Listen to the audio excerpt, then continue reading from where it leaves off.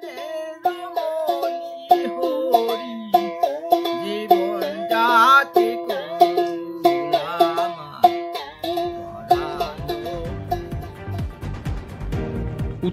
সংবাদে প্রকাশিত খবরের জেরে বাউল শিল্পী বসন্ত কুমার বাইনকে সরকারি পরিষেবা দিল মালদা জেলা প্রশাসন। একই সঙ্গে শিল্পীর হাতে তুলে দেওয়া হলো দৈনন্দিন প্রয়োজনের নানা সামগ্রী। তবে সরকারি আধিকারিকদের কাছে একটি কাজের আবেদন জানিয়েছেন শিল্পী। এই আবেদনে সাড়া দিয়েছেন বিডিও সুদীপ্ত বিশ্বাস। তিনি জানিয়েছেন সরকারি বিভিন্ন প্রকল্প গানের মাধ্যমে প্রচার করবেন তিনি। ব্লক ক্যাম্পাসে তার থাকা ও খাওয়ার ব্যবস্থা করে দেওয়া হবে। তিনি চাইলে সেখানে থাকতেও পারেন। বুধবার মুখ্যমন্ত্রী সভায় গিয়েছিলেন মাজরা গ্রাম পঞ্চায়েত এলাকার শালবোনার বাসিন্দা বৃদ্ধ বাউল শিল্পী বসন্ত কুমার বাইন। তাকে সরকারি পরিষেবা দেওয়ার কথা ঘোষণা করেন জেলা শাসক নিতিন সিংহানিয়া।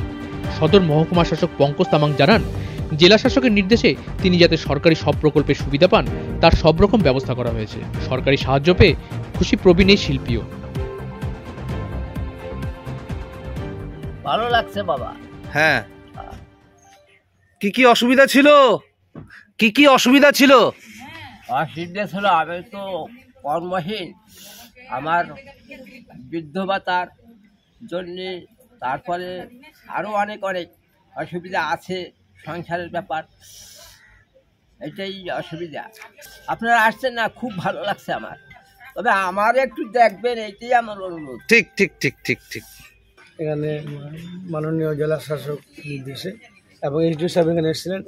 এইচডিও সাহেব বলার পরে আমার বিডিও সাহেব পুরো টিম গাজল ব্লকের সমস্ত আধিকারিক নিয়ে আমার পর্যায় সুবিধা আমরা সাথে নিয়ে আজকে আমরা বসন্ত কুমার বাইন যে ভদ্রলোক যিনি আছেন বাউল শিল্পী, ওনার বাড়িতে আমরা এসেছি এবং আমার বিডিও সাহেব যত রকম সুযোগ সুবিধা দেওয়া যায় সরকারি পরিষেবা, আপনার রেশন থেকে শুরু করে ওল্ড এজ পেনশন থেকে শুরু করে আপনার আর যে সমস্ত সুযোগ সুবিধা আছে সে সমস্ত এবং কিছু সামগ্রী এনে ওনাকে যুদ্ধকালীন তৎপরতায় উনি আমাদের বিডিও সাহেব ব্যবস্থা করে দিয়েছেন।